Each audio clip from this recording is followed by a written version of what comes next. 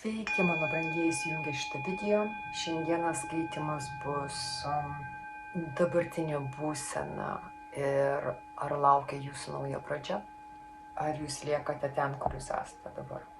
Ar išdrįsite padaryti tai, ką norite padaryti. Aš nežinau, kiek iš jūsų dabar yra įsigilinę į tai, kas vyksta pasaulyje. Mes visi esame gimę šitame laike ir gyvename tuo pačiu metu. Mūsų sielos pasirinko šitą laikotarpį ne veltui. Svarbiausiai yra išlikti gyvam, nepalūžti. Ta gyvenimą, kurį atėjom nugyventi, mums niekas nesutrukdys to padaryti. Reikia su savim susitarti, kad mes patys nebūtume tie, kurie trukdo gyventi mums skirtą gyvenimą. Mes patys turime tapti savo šalininkais, savo patarėjais, palaikome patys save, kurie skatiname patys save. Įkvėpdami kitus mes įkvėpiame ir save. Ir taip, kaip mes įkvėpiame kitus, reikia taip šnekėtis ir su savimi, ne tik su kitais. Mes patys savo esame ir mama, ir tėtis, mes suaugę žmonės. Tokie siaubingi dalykai darosi pasaulyje, dedasi pasaulyje. Labai sunku neteisti šiuo metu kažko ar išlaikyti tą taikų vidų, kada aplink tiek neapykantos, kada aplinkui tokie grasinimai. Bet visgi mes turime būti aukščiau, stipresni, skaidresni savo vidumi. Ir mus palaiko gamta. Jinai taip pat dabar yra labai grėsmingoje situacijoje. Medį galima užauginti. Kada yra nužudomas žmogus, tokios sielos su tokia kombinacija niekada daugiau nebus. Niekada daugiau nebus tokio žmogaus. Niekada. Mes esame jau tie deimantai, kurie yra nušlifuoti. Jeigu mes save laikysime šviesoje, mes ir šviesime. Jeigu mes laikysime save tamsoje, niekas net nežinos, kad mes esame deimantai. Noriu pažiūrėti į pirmą klausimą. Dabartinė jūsų energija ir kokia yra būsena. Ir kokia yra artimiausia pradžia. Apie ką tai kalba? Kalba apie pasirinkimą. Jūs esate ant pasirinkimo slenksčio. Adekvatus, galima sakyti, pasirinkimai, kurie jums, kaip lygiaverčiai, aš matau. Ir ten matote pliusų, ir ten matote pliusų, ir ten yra minusų, ir ten yra minusų. Dėl to jūs ir apsivertusi. Dėl to, kad jūsų aukštesnysis aš, jisai jums duoda tą vidinį stimulą rinktis, kaip atėjo laikas pasirinkti. Taip, dabar yra toks sukeltas jautrumas, nes jums reikia ištraukti atsakymą iš savęs, ką pasirinkti, bet tai yra šulinio dugne. Ir šita būsena jūsų yra apsivertus, reiškia, jinai dabar jūs netokia kaip visada, tai yra nenatūrali jūsų būsena. Dabar jūs tokia jaudrinta, sujaudrinta. Einate į savo intuiciją, norite išgirsti. Dabar jūs ieškote atsakymo savyje. Atsakymą sunku surasti, nes labai daug minčių viduje. Labai tos mintis, jos, kaip jau sakiau, jūs jums duoda ir tą, ir tas gerai, ir tas. Jeigu aš tą paliksiu, bet tada aš ir to neteksiu. Bet jeigu aš tą pasirinksiu, tai tada aš atrasiu tai. Ir suprantate, ir toks yra pirmyn, atgal, pirmyn, atgal. Tai rodo mintis, kurios gali taip pat jūs kankinti. O vidus jums sako, nerk giliai. Ką jūs jaučiate? Sunku apsispręsti, nes trūksta aiškumo.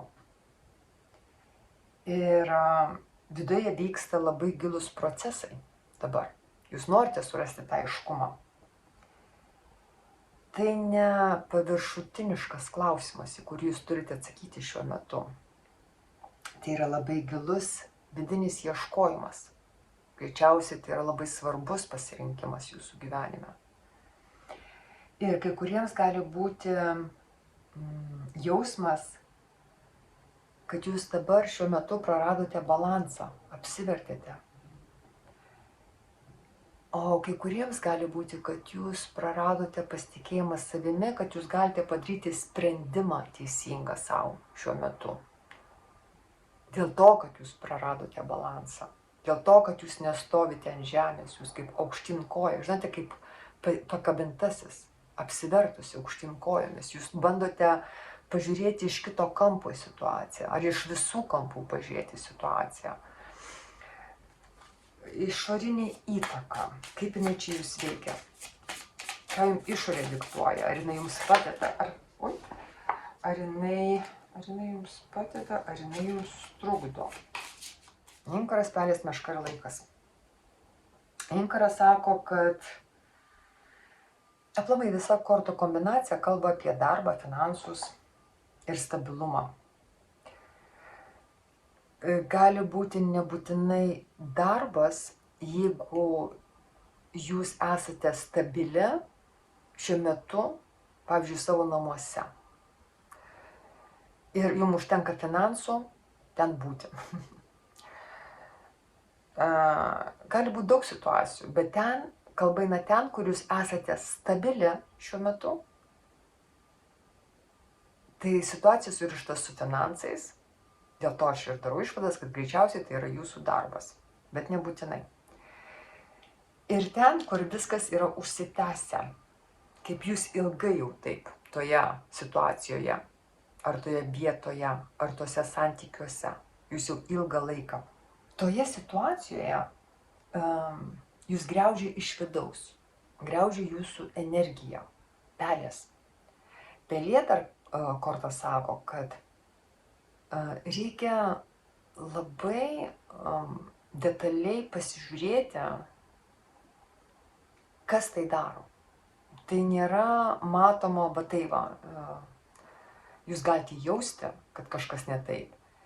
Bet pelė daugiau šneka, kad reikia labai žiūrėti detalės, labai fokusuotis, labai detalizuoti, labai matyti, kaip kruopščiai įstudijuoti situaciją. Ar jūs tenais pripildyta, ar jūs tenais išsekusi? Ar ten toje vietoje, kur jūs esate, tuose santykiuose?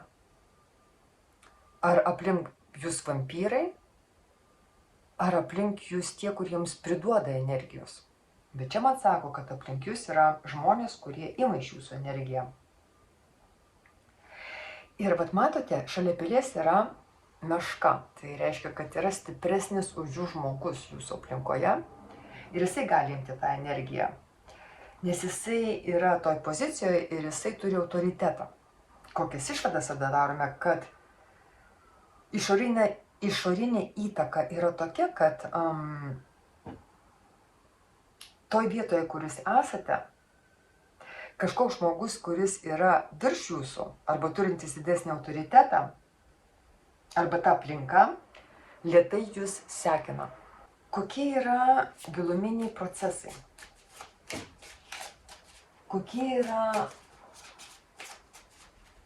Kokios yra karminės pasekmės šiandien? Giluminiai procesai ir karminės pasekmės. Pažiūrėjau, matote. Dabar taip, dalgis, bizūnas, namas, bokštas. Šiuo metu vyksta labai svarbus dalykai jūsų gyvenime. Labai svarbus. Labai. Nes tai yra nutraukiamas senas gyvenimo pagrindas. Nupjaunamas dalgis. Jūs nupjaunate gyvenimo pagrindą. Ir dvi stiprios struktūros. Namas ir bokštas. Kai kam iš jūsų gali būti ir name, jūsų namuose, santykiuose vyksta labai drastiški pasikeitimai, arba jūs einate prie to pasirinkimo ir darbe, ir ten, ir ten. Kai kam tai yra vienas dalykas, vienas aspektas gyvenimo, bet vat yra namas ir bokštas, kuris šneka, kad kažkoks turi būti padarytas galutinis pjūvis. Didelis sprendimas. Ir tai nėra laikinas pokytis. Tas sprendimas, jisai suteiks jums ilgalaikį poveikį. Ilgalaikį poveikį. Kokios jūsų emocijos ir tos emocijos, kokius pokyčius jums atneš? Emocijos ir pokyčiai. Tai nėra greitas procesas, taip? Tai nėra, kad tik dabar nusprendėte kažką pasirinkti. Man rodo, kad čia jau kurį laiką vyksta šitas procesas. Ir karstas rodo pabaigą, tai yra pabaigos procesas. Jūsų emocijos pribrendo padaryti tą pabaigą. Bet šitas pasirinkimas jums yra emociškai jautrus labai. Daugam tai gali reikšti dokumentų tvarkymais, oficialūs reikalai, daug pokalbių, daug derinimų. Emociškai tai yra nelengvas dalykas. Penketukas rodo, kad jūs galite jaustis vieną dieną gerai, kitą dieną blogai, vieną dieną emocionuoti, kitą dieną labai būti jautri. Kad jūs jautri šiuo metu emociškai, tai rodo man jau pirma eilė, kuri jums iškrito apie jūsų dabartinę būseną. Bet vėl čia sako, kad ta pabaiga jinai ateina, tas pasirinkimas bus padarytas ir tai bus labai emociškas dalykas. Ir matote, kada, rodo, viskas bus pasirašyta, taip, pasirašymas, popieriai, visa dokumentacija, jūs išskrendate. Bet tai sukelia labai daug kalbų, pletkų, apkalbėjimų. Jūs galite ir pati labai daug šnekėti apie tai, kalbėti su kitais žmonėmis.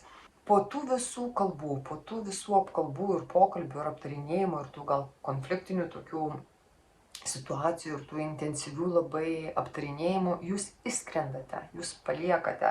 Jūs nepaliekate tuščią vietą, tenais pasilieka tie, kurie pasilieka. Tai nėra, kad su jumis baigėsi kažkas tai. Viskas tęsiasi toliau toje vietoje. Bet jūsų tenais jau nėra. Ir tada žiūrime, koks yra rezultatas viso šito. Koks tada bus viso šito rezultatas. Knyga Širdis dobilas laivas. Kas po viso šito ateina?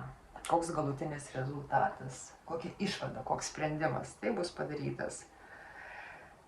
Ateina naujas gyvenimo etapas jums. Ateina su tuo daugiau lengvumo. Toks emocinis atsigavimas. Ir judėjimas į priekį. Bet jeigu čia inkaras nuleistas, taip, tai laivas, kuris rodo, koks rezultatas, finaliai jūs tą inkarą pakeliate ir pajudate į priekį. Buvo pasirinkimas 2-2, lieka 1-2. Reiškia, pasirinkimas padarytas. Laivas rodo, kad šitas pasirinkimas, arba jūs keliausite kažkur tai, ar jūs persikraustysite į kitą vietą, arba pasirenkate naują gyvenimo kryptį. Bet matote, paukštis krenta, laivas plaukia.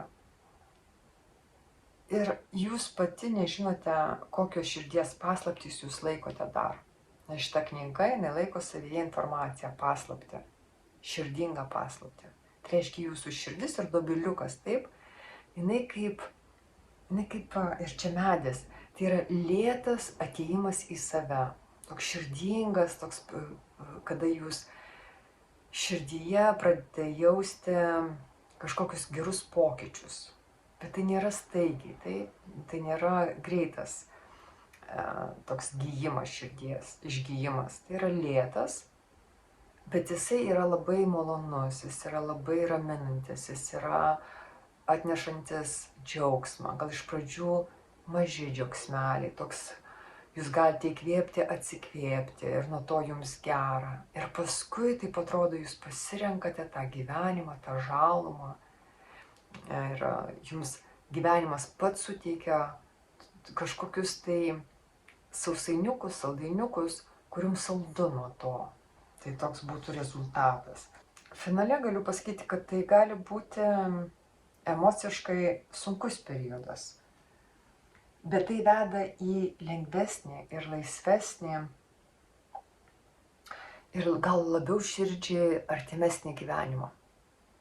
Nes ta širdis dobilas laivas. Ir jūs plaukiate nauja gyvenimo kryptim, bet tai jūsų yra. Man rodo, tai daugiau jūs ateinate į save, jūs vėl apsiveršite ir vėl stovite ant žemės. Kaip išeinate iš aukos pozicijos. Bet ta auka ne dėl to, kad jūs auka situacijai, gal jūs ir esate auka situacijai, bet dabartinė būsena rodo, kad jūs šiuo metu turite pasirinkti. Ir šiuo metu jūs tarp dangaus ir žemės. Dėl to ir apsiverčiate. Taip, kad jeigu jaučiate, kad kažkas gyvenime užsibaigia, tai jums kortos sako, nebijokite to. Kartais pabaiga yra vienintelis kelias. į gyvenimo pradžią. Nebūtų pabaigos, nebūtų ir pradžios. O ta pradžia, jinai jums skirta. Aukštesnysis aš jūs veda. Taip kad skausminga dabar, bet paskui jūs būsite laiminga, kad tai padarėte, laimingas. Kas liečia numerologiją, taip? Mes turime 22, 3, 11 ir 11.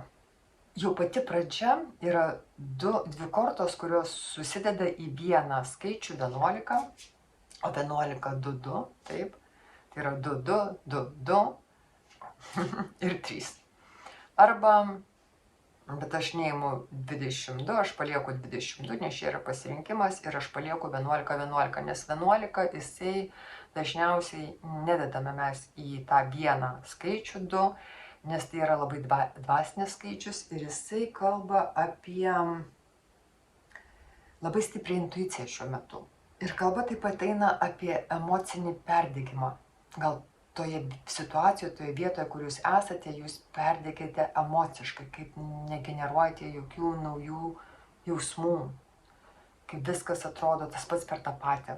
Jūs jaučiate daugiau nei įprastai. Ir tai nėra silpnybė, tai vidinis vedlys jūs šaukia. Bet jeigu kas jaučia tokią emocinę labai jautrumą arba tą įsijautrinimą, susijaudinimą tokią, daugiau negu visada, tai ta padidinta vibracija, jinai jums leidžia eiti jums skirtų kelių. Nes jeigu jūs būsite flegmatiška, melancholiška ir užsisėdėjusi, kur išmetėte kažkada tai inkarą, tame stabilume, jūs neišgirsite savo aukštesniojo aš. Tai jums reikia labai, jūs gyvenimas dabar, arba jūs pati, aukštesnysis jūsų aš, labai jūs vibruoja smarkiai. Ir gaunasi padidintas jautrumas, bet vien dėl to, kad jūs padarytumėte pagaliau tą pasirinkimą, nes jisai yra užsitęsęs. Jis gal seniai turėjo būti padarytas. Ir laikrodis tiksi, o jūs kaip nedarote, taip nedarote. Tai dabar pradeda jūs gyvenimas taip labai intensyviai jums duoti tas aukštas emocinės vibracijas, kad jūs pagaliau pradėtumėte kažką tai jausti. Pradedate nuo to. Atsakymas yra jūsų viduje, to šulinio dugne, ne išorėje. Jūs galite kalbėti su kitais, jūs galite aptarinėti savo situaciją, jūs galite konsultuotis, eiti pas advokatus, klausti AI, ar man taip daryti, ar kitaip. Jums niekas kitas taip gerai nepatars, kaip jūs pati, nes šiuo metu jums intuicija labai garsiai kalba dalykus. Arba jūs jaučiate. Ir pati negalite paaiškinti, kodėl tą jaučiate. Kas liečia išorinę įtaką, taip, palaukite, aš čia gal tai va padėsiu. Dabar ta išorinė įtaka,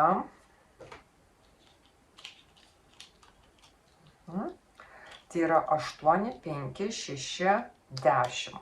8, 5, 6, 10. Tai yra kontrolė, praradimai, spaudimas ir restartas.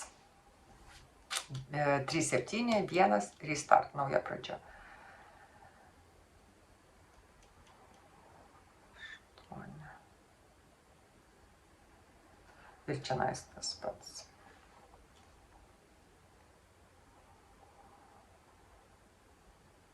Tai yra darbas, finansų kontrolė. Čia nestabilumas ir nuostoliai, taip. Meška tai yra valdžia, atsakomybė ir ciklo pabaiga ir nauja pradžia. Tai, ką sako numerologiškai šitos kortos, kad išorinė sistema griūna, kad prasidėtų naujas etapas. Jinai turi sugriūti. Ir dabar galutiniai procesai arba tos karminės pasekmės. Taip, jums vėl 10, 11, 4 ir čionais 10. Čia jau 20 yra. Tai yra užbaigimas 2 kartus po 10. Pabaiga yra neišvengiama, jums sako kortos. 10, 10, 10. Pabaiga neišvengiama. toje situacijos pabaiga, tų santykių pabaiga yra neišvengiama. Ir per vidurį yra 11. Per konfliktą, per įtampą. Kaip jau minėjau, bet čia dabar jau kitaip rodo, čia rodo šiuo metu, koks yra karminis dalykas, taip? Mes sakom karminės pasiekmes, kad visa šita situacija per laiką, per ilgą laiką vedė į šitą pabaigą. Bet kažkodėl tai vedė į tokią konfliktinę pabaigą. Ne tokią, kur ate, sėkmės tau, kad tai ką, džiaukis nauja pradžia. Ne. Čia gali būti labai rimtos kalbos, labai rimti pokalbiai, gali jums prieštarauti, gali jūs įkalbinėti, pasilikti, arba manipuliuoti jumis, arba bet kažką liktai ali jūs skolinga. Tokios gali būti labai nemalonios kalbos. Arba nelabai malonus atsisveikinimas, bet jis turi vykti. Ir matote, 4 griūna struktūra. Ką jūs nupjaunate? Jūs nupjaunate struktūrą. Kažką tai labai tvirto. Ta inkarą, ten, kur jūs numetėte inkarą. Į šitus namus, į šitą bokštą. Kai kam ir tai, kaip jau minėjau. Tai, kas buvo stabilu, gali keistis ne todėl, kad kažkas blogai. Kame esmė, aš noriu jums pasakyti. Man nerodo, kad čia kažkas tai blogai, aš jums iš anksto sakiau, kad dėl to ir tos svarstyklės yra jums lygiavertės ant abiejų lėkščių.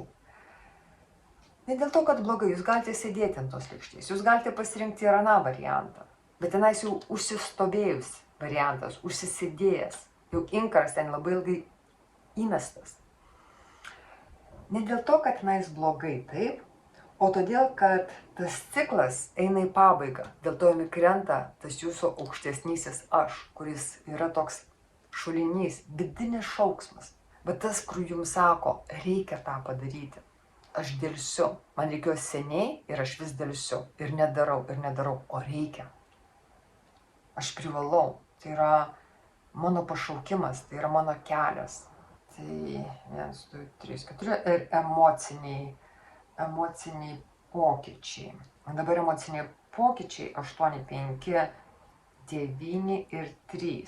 Pabaiga paleidimas. Čia yra lėtas augimas ir informacija, dokumentai, taip. Ir tada mes turime nerimas, pletkai ir kalbos ir taip toliau. Ir čia 3. Tai reiškia, tarp grupėje žmonių.